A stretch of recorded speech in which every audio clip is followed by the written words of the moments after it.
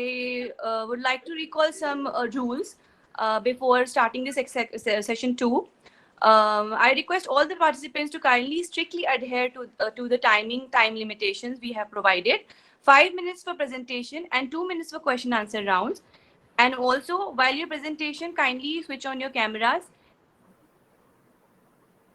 I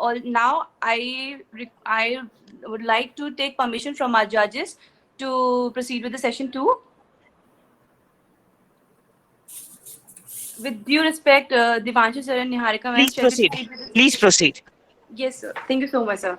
Now, I would like to call Miss Lakshmi Subramaniam for the presentation. Namaste to one and all. I hope I'm audible. Yes, ma'am, you are audible. You may proceed now. Yeah, namaste. My name is Durga Lakshmi Subramanian, and my paper is titled Implementation of National Education Policy 2020, a case for reforming and relaxation of attendance policy. I dedicate this paper to the late Anand Pathak of NIT Surathkal. The NEP envisions of an education system rooted in Indian ethos while at the same time being a leader in global education. The new NEP clearly states that it is time to take on a policy that is undoubtedly student-centric, with flexibility as the hallmark of the new NEP. Yet a challenge in implementation of NEP's goals are Indian universities' long obsolete attendance policies.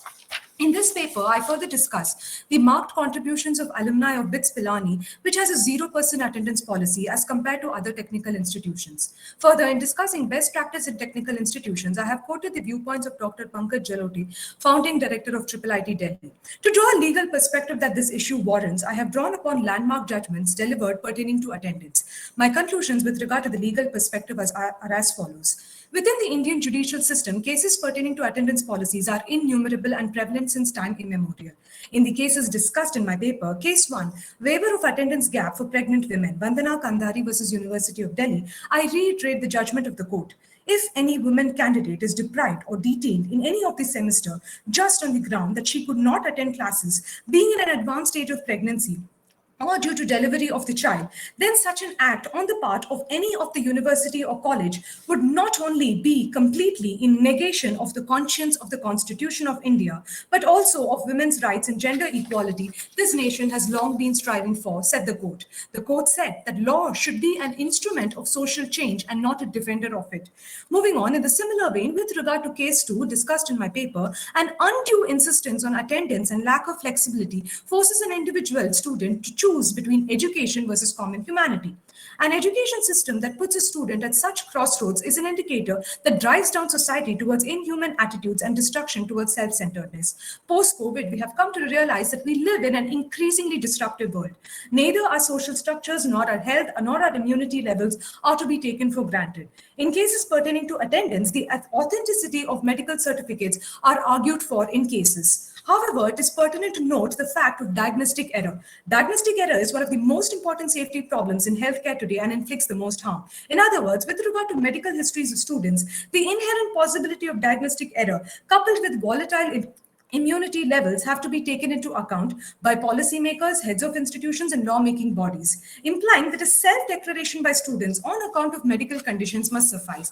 An undue insistence on medical certificates must no longer be insisted upon. Further, a student's right to life must be given due accordance rather than a blind adherence administratively to attendance policies. Moving on briefly to metrics used to rank colleges, under the category of perception in NIRF rankings, over the years, no metric has been in place to check student suicides and prevent student harassment.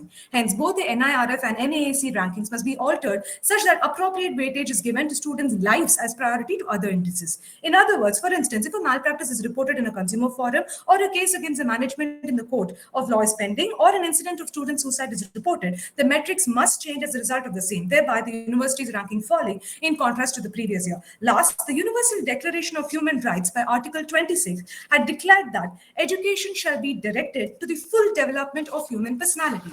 The Supreme Court of India, in a canton of judgments, has held that right to education is implicit in right to life and personal liberty guaranteed by Article 21 of the Constitution of India. And now, with the Right to Education Act in force, education cannot be kept outside the reach of any citizen, implying that in the same vein, right to examination right of a student, a self-assessing student who qualifies himself or herself to attempt the examination must be allowed to do so. This is what I mean by right to examination.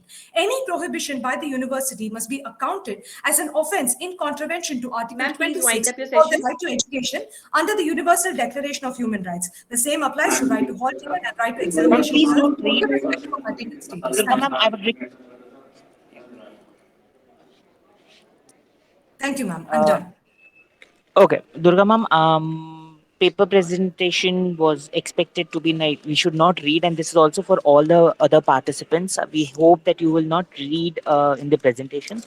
Coming to Durga Okay. ma'am's presentation, ma'am, a good and an elaborative presentation. Compliments for Yeah. that. I would just ask you that when we see as to the Supreme Court judgment that you were mentioning for the right to education, but the Yes. Article 21A and the Right to Education Act. So the Supreme Court judgment has duly been taken care by the legislation in that particular act. So do you want to suggest some amendments under the present act? So basically, for if you take the developments that the AICT as well as the UGC are taking towards blended learning, they've been doing fabulously. They've been doing it at a very fast pace also, and the efforts are commendable. But the NEP, the 66-page document, is just silent on these grounds. So, if you're asking me, what are your suggestions on to changes into the law, the act as such? You are not supposed to prohibit a student from going to the examination hall. So, a right to examination and a right to your results is something that must be passed as an act, irrespective of whatever discipline, maybe technical education, maybe the law education, or No, no, whatever ma'am. discipline. No, ma'am. But do you think that, for example, like when in legal education, when bar council Yeah. comes with a compulsory attendance provision, a mandated Can you? attendance of 75, a mandated attendance of 75% during the tenure, and if the student doesn't fulfill that, it would be counted as Yeah. an indisciplined activity. Right to behold him for the examination. That is a corrected right.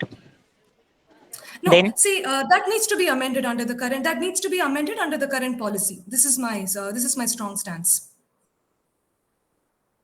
If we have to move towards an internationalization of education, that has to be done with. It's time that we have to be do with it. Else we cannot claim that we have to be a Vishwa Guru, and many of these things may not be even realistic. ma'am, we should remember that the examination process is just an evaluation process. The student who is not Okay. attending and has been on indisciplined side, right to behold him for the examination is a Okay. corrected So right. you are saying, okay. You're saying you're talking about grounds other than, grounds of indiscipline, right, sir? Yes, ma'am.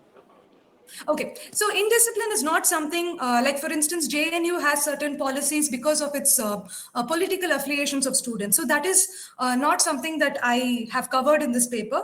But yes, that is a limitation that, I believe policymakers have, had that mandatory attendance rule with regard to indiscipline. But that is not what I have covered Okay. for. Any student who wants to give an exam, who is self-qualified, should not be stopped on medical grounds or just because his attendance is, 60 or 40 or 50. If he wants to go for the exam, he should be allowed to do so. That's my point. I've not Okay. covered indiscipline, as you said. Okay. Correct. Okay, ma'am. Thank you. I would Yeah. request Thank you ma'am so if she much. has any questions. No questions already. Thank you very much for your presentation. Thank you so much to Droid Penal Group and other organizers also. Thank you so much, judges. Now I would like to call Smriti